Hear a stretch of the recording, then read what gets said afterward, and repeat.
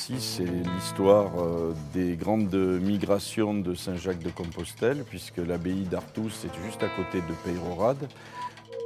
Dans cet endroit, on peut parler un petit peu des racines, puisque notre culture culinaire dans ce bassin du Sud-Adour a des origines, et ces origines sont bien sûr celles de la nuit des temps, mais aussi celles des influences. Et je pense que notre cuisine, qui est très colorée, a subi de multiples influences et de multiples métissages au travers de tous les pèlerins qui sont venus, au travers des guerres, des occupations de ce lieu qui est un lieu de passage entre l'Espagne et l'Europe, c'est les Pyrénées. Donc cet endroit, je pense, est un grand symbole de tout ce qui a pu traverser au niveau des goûts, des épices, des herbes, des plantes, de tout ce qui est arrivé de l'Amérique du Sud par le port de Bayonne, puisque nous sommes à côté de l'Adour. Donc ici, c'est un endroit idéal pour raconter ce métissage, ce petit mariage au fil des siècles qui a existé entre les différentes cultures culinaires et qui a donné notre histoire, nos racines. Mais moi, je suis très très fidèle aux racines, à condition de garder le fil conducteur, mais de toujours remettre en question tout ce qui est nouveau et tout ce qui peut apporter, tout ce qui peut exacerber encore plus le goût de nos vieilles recettes, de nos vieilles traditions. Il faut tout le temps, pour moi, les traditions sont faites pour être revisitées et réactualisées, puisque si on le regarde, on a vite fait en 10 ans de s'apercevoir que la même chose, on la mange toujours, le même produit, la même qualité. Le secret, c'est quand même l'authenticité du produit, la vérité, mais on peut toujours bouger et faire évoluer. Et le champ d'action de la cuisine est inépuisable puisqu'elle peut se régénérer et c'est ce qui en fait son charme. On peut la modifier, la transformer, mais l'important c'est de garder le fil conducteur, le produit, la saison et le terroir, les notions de cette origine.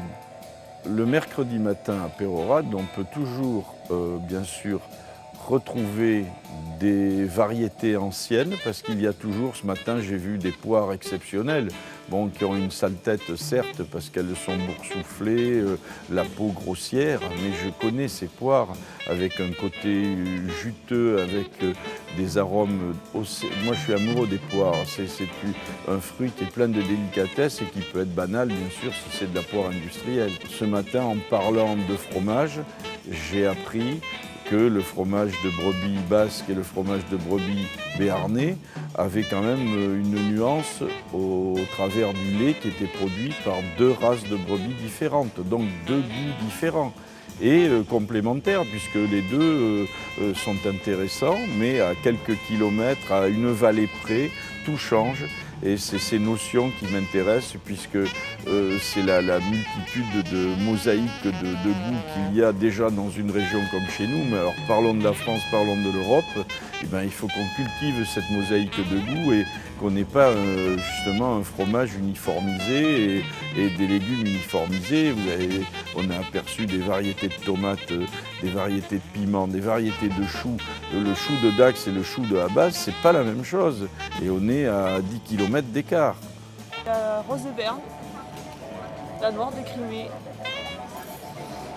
voilà la Little Boy et la poivron qui est vide à l'intérieur. Qui est vide à l'intérieur.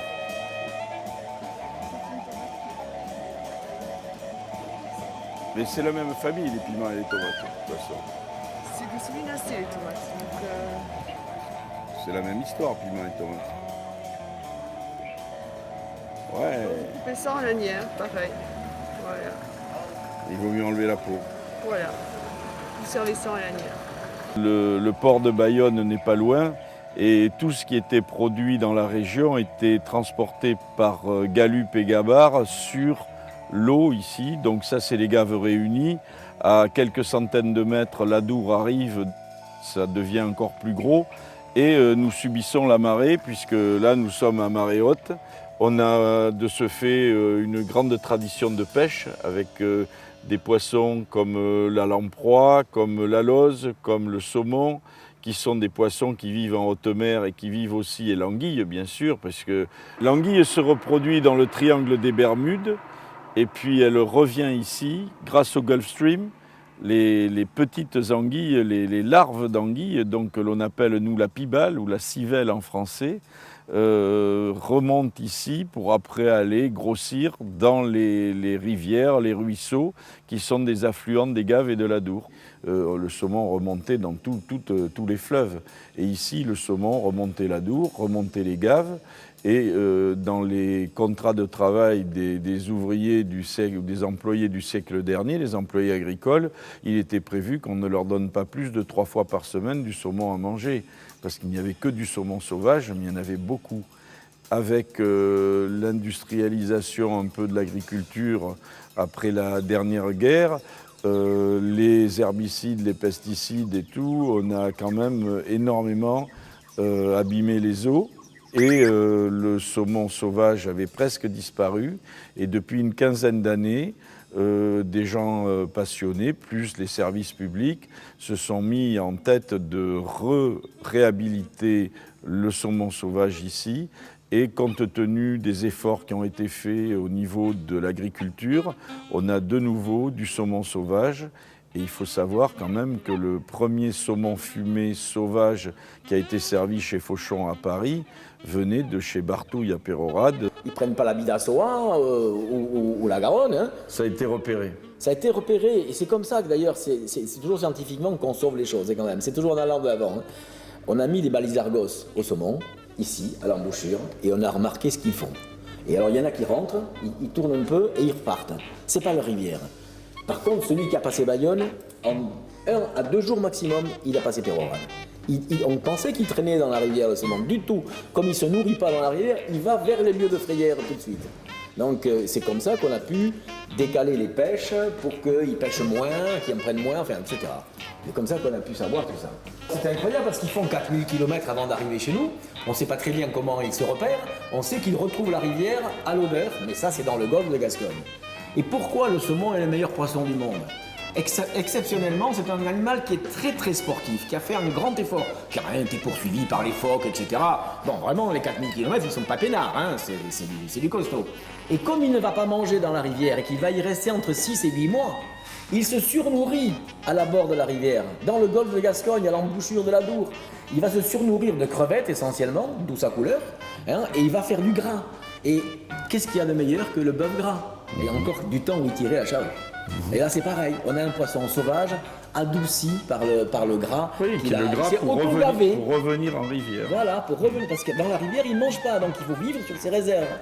Et il va se battre dans les rivières, les mâles vont se battre entre eux, enfin bon, c'est animé aussi la vie dans ce monde. C'est pas peinard.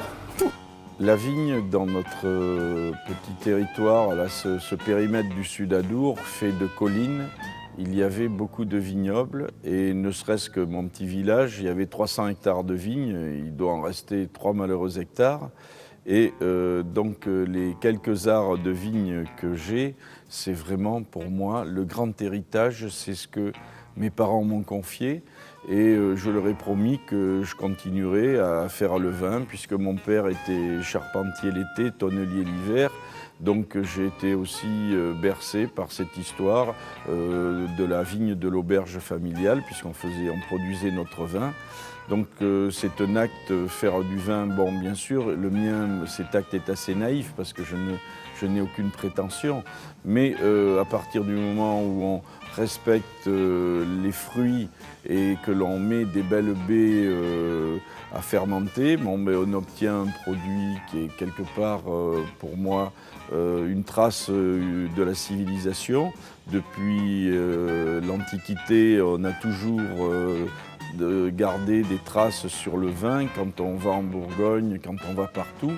Et en plus, j'ai une passion avec qui, cette passion de la vigne et du vin, mais cette passion m'a conduit aussi à m'impliquer au travers d'un garçon que j'aime beaucoup ici, où nous travaillons sur un site préhistorique qui date du Magdalénien. C'est un bonheur, une liberté de pouvoir transformer du raisin en vin. Et il faut garder cela. J'espère qu'il y aura d'autres vignobles qui refleuriront dans notre belle région parce qu'on a quand même du soleil, on a le sol idéal, on a tout, mais la facilité agricole avec des subventions a détruit un peu le vignoble au profit de céréales subventionnées. Je suis né dans le village voisin de Cagnotte et mon enfance, je l'ai passée dans l'auberge familiale où ma mère et ma grand-mère faisaient la cuisine. Et mes premiers jouets, c'était la farine et ma pâte à modeler, c'était à base de farine. J'ai commencé, comme tous les enfants, à faire des gâteaux avec ma grand-mère. Et puis après, je me suis tout de suite intéressé à la cuisine. Pour moi, c'était un moyen de faire plaisir aux autres. J'avais compris qu'avec 3 fois rien, on pouvait déjà faire plaisir et on pouvait personnaliser ce que l'on faisait. Il y avait toujours quelque chose de nouveau à faire en cuisine. Ma mère était une personne qui faisait la cuisine mais qui était toujours ouverte à ce qui se passait et qui était toujours prête à rajouter le détail qui fait changer le goût d'une recette tout en gardant l'histoire. Donc moi, dès mon enfance, j'ai compris qu'il y avait un message à apporter. En plus, n'ayant pas de fortune familiale devant moi, j'avais envisagé que grâce à la cuisine, je pourrais voyager, aller voir d'autres pays, voir comment les gens mangeaient, voir d'autres cuisines, parce que je reste toujours, à mon âge, persuadé que la façon de manger des gens raconte le vécu et l'histoire de là d'où ils viennent, de leur pays, de leur culture. Là, on mange et on est comme on mange, mais on mange comme l'on est né, comme l'on a vécu au travers d'une histoire. J'avoue aussi que le plaisir pour moi, c'est pas quelque chose d'isolé et la convivialité fait partie de l'essence un peu de ma vie. Je suis tellement heureux, la preuve, quand je viens ici, mon seul plaisir, c'est de réunir autour d'une table et de préparer à manger pour des amis, pour ma famille, de préparer quelque chose pour leur faire plaisir parce que c'est ce que je sais faire et je vais consacrer énormément de temps à une quête pour trouver le produit idéal, le respecter, le cuisiner pour apporter du bonheur parce que c'est ce que je sais faire et c'est ce qui parfois pour moi m'apporte beaucoup de le partager parce que me faire plaisir à moi, je connais, il y a longtemps que je sais le faire.